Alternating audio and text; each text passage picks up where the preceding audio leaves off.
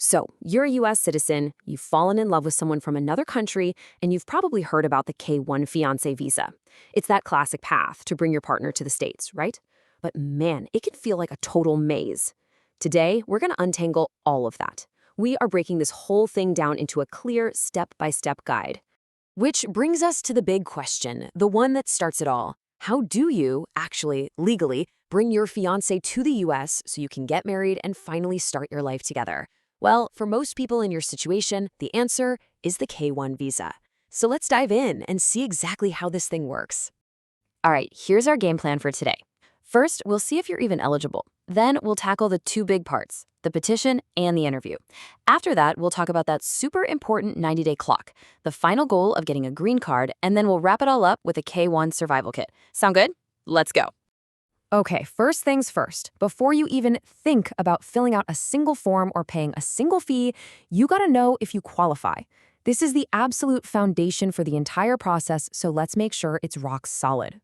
So there are 5 core requirements, and trust me, these are totally non-negotiable. First, the person filing, that's the petitioner, has to be a US citizen. A green card holder just can't do it. Second, you both have to be legally free to get married. Third, you have to really intend to get married within 90 days of your fiancé arriving.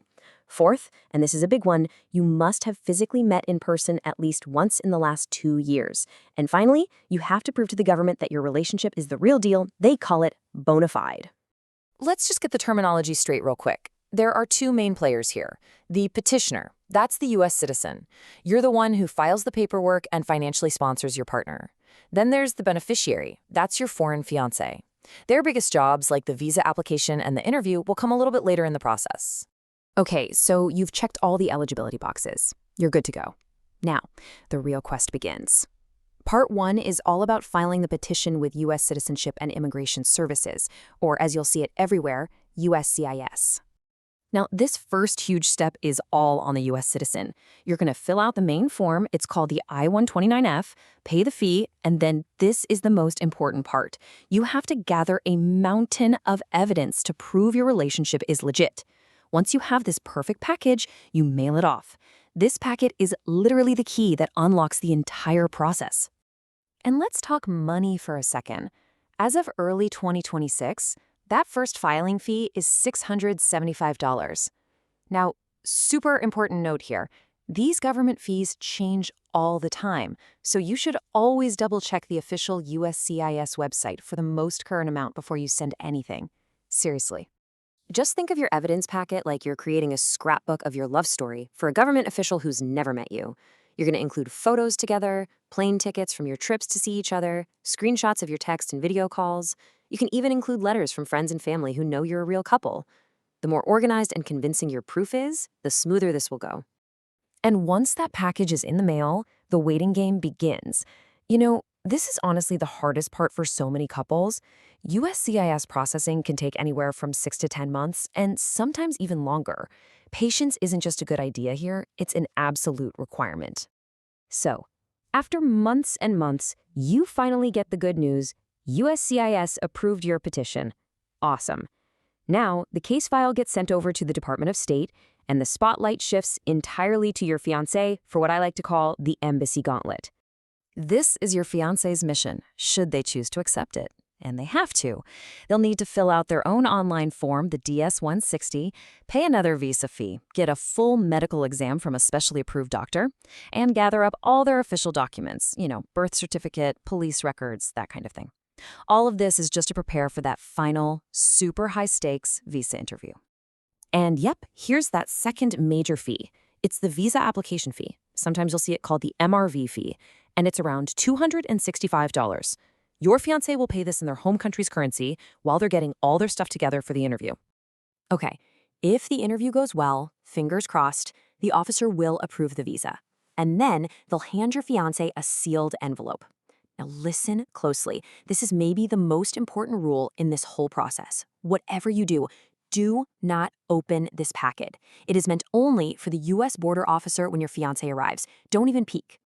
All right, the visa is in the passport. Your fiancé can now book their flight to the U.S. This is the moment you've been waiting for. But the second their feet touch American soil, a very, very important clock starts ticking. And let me be crystal clear about this. You have exactly 90 days to get married, not 91. There are 0 exceptions to this rule. There are no extensions you can apply for. This is an absolute ironclad deadline.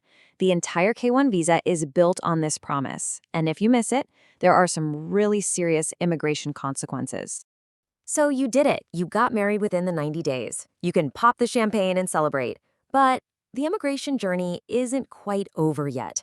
The final goal after the wedding is to get that green card, which makes your new spouse a lawful permanent resident. This next process is called adjustment of status. So after the wedding, you file a whole new set of forms, mainly the I-485. The U.S. citizen also has to file a much more detailed financial support document called the I-864. This will lead to a biometrics appointment for fingerprints and photos, maybe even another interview for both of you, and then, hopefully, approval for a 2-year conditional green card. And of course, this final major step comes with the biggest government fee of the whole process. As of early 2026, filing that I-4085 to adjust status costs $1,440.